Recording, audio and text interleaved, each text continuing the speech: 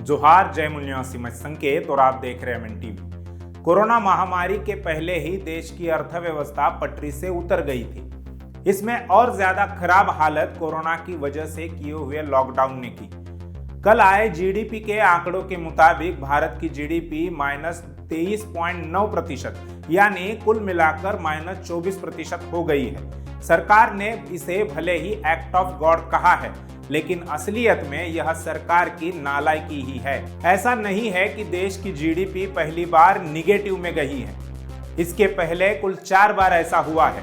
पहला 1957-58 को जब देश का दूसरा लोकसभा चुनाव हुआ था, तब जीडीपी -1.2% हो गई थी। दूसरी बार 1965-66 को पाकिस्तान और चीन के साथ युद्ध के बाद -2.6%। तीसरी बार 1972-73 को -0.6% और चौथी बार 1979-80 में -5.2% जीडीपी हुई थी। कल यानी 31 अगस्त को जो आंकड़े सामने आए हैं वे कुछ इस प्रकार से हैं।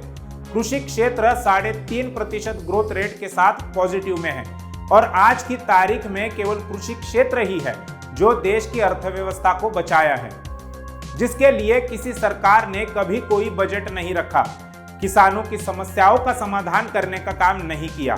एक तरफ किसानों की समस्याएं और आत्महत्याएं बढ़ रही है, तो वही दूसरी तरफ वही किसान देश की अर्थव्यवस्था को भी थामे हुए है। अगर सरकारों ने कृषि क्षेत्र की तरफ सही से ध्यान दिया तो अकेले कृषि क्षेत्र से ही भारत की अर्थव्यवस्था को सुधारा जा सकता है। लेकिन ऐसा करेगा कौन और क्यों? कृषि के अलावा सभी क्षेत्र निगेटिव में है, जैसे industry sector -38.1%, service sector -20.6%, manufacturing sector -30.8% और trade, hotel, communication, broadcasting sector -47% है।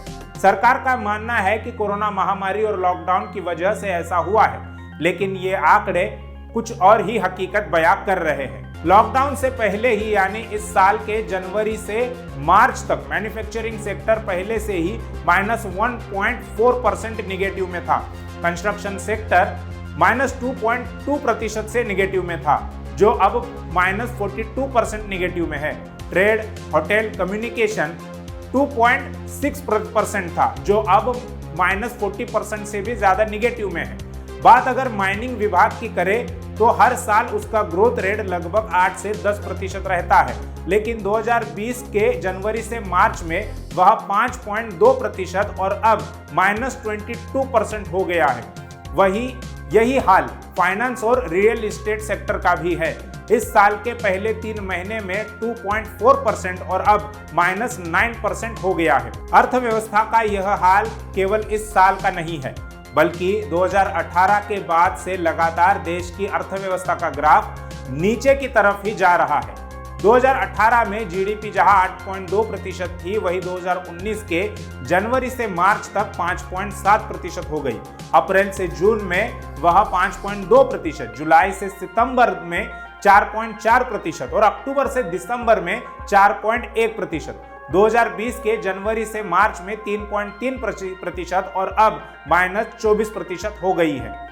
वही हम पिछले वित्त वर्ष की इस साल के वित्त वर्ष के साथ तुलना करें तो 2019 में कंस्ट्रक्शन ने 6,94,993 करोड़ रुपए कमाए थे और इस साल 4,46,000 करोड़ रुपए यानी सीधे 2.5 लाख करोड़ रुपयों का घाटा हुआ है। बात कंस्ट्रक्शन की करें तो पिछले साल 3,50,000 करोड़ रुपए, तो इस साल 2,22,000 करोड़ रुपए कमाए हैं, यानी यहाँ भी 1.25 लाख करोड़ रुपए का घाटा हुआ है। माइनिंग की बात करें तो पिछले साल 1,04,000 करोड़ रुपए और इस साल 44,000 करोड़ रुपए ही कमाए हैं। यहाँ पर 60,000 करोड़ रुपए का नुकसान हुआ है। Trade, hotel, transport, communication, broadcast sector ने पिछले साल 8,06,915 करोड़ रुपए कमाए थे, तो इस साल मात्र 5,22,881 करोड़ रुपए ही कमाए हैं, यानी कुल 2.25 लाख करोड़ रुपए का घाटा हुआ है।